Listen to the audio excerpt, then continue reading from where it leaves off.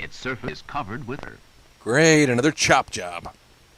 From this pit, and others like it, scientists have taken the bones of thousands of animals trapped here over the past 40,000 years. Trapped for that long? Then somebody steals your bones? Talk about bad luck. If you visit the La Brea tar pits today, you will see a number of small ponds of oily tar, fenced to protect people and animals from falling in. We could have used these fences about 40,000 years ago. The surface is constantly broken by bubbles, as gas from deep underground works its way upward. Ugh. Prehistoric animals had Popeyes for lunch.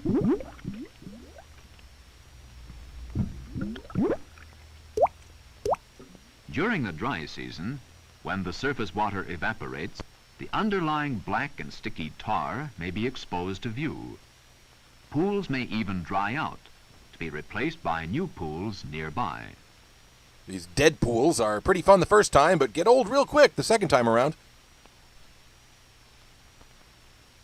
How did the tar pits get here? I assume they took a bus to L.A. like everybody else. The oily tar comes from deep beneath the surface. It wells up through cracks in the earth, and then branches out into smaller cracks as it works its way upward.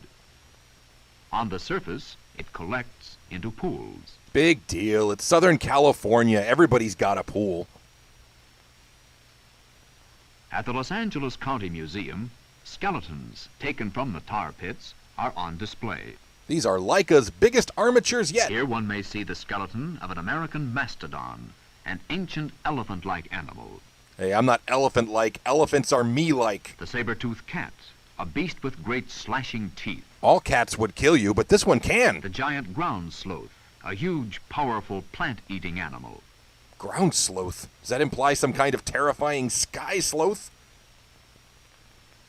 This box contains material just as it comes into the museum from the pits. The bones embedded in the dried tar will be carefully removed and cleaned.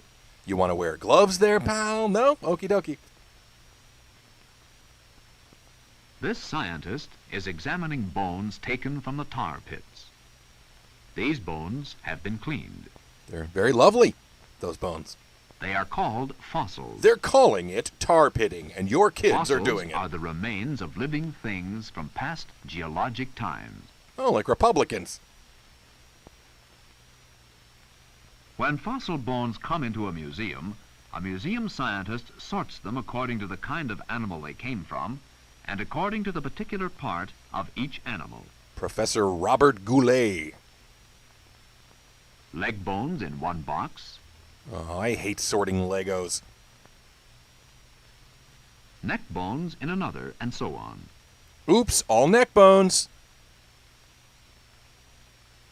The fossil bones are carefully measured, labeled, and catalogued. From the shape and size of the leg bones of a giant ground sloth, this scientist will learn a great many things about the animal. Such as? How big it may have been, how high it may have stood, whether it walked upright or on all fours, and many other things. For example, this sloth was a brand ambassador for Hotstar.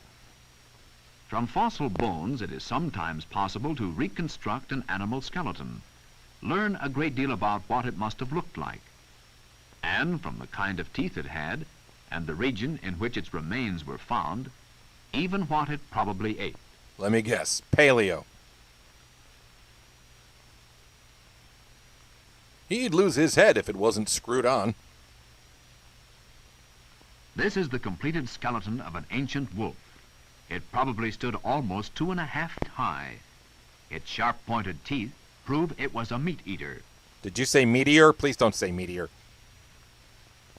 This scientist is making a miniature reconstruction of the Rancho La Brea region as it may have looked 30 or perhaps 40,000 years ago. Oh, and it's also a nativity scene. From a study of fossil bones, she is able to make accurate models of animals that no living person has ever seen. So she gets away with a lot in terms of accuracy.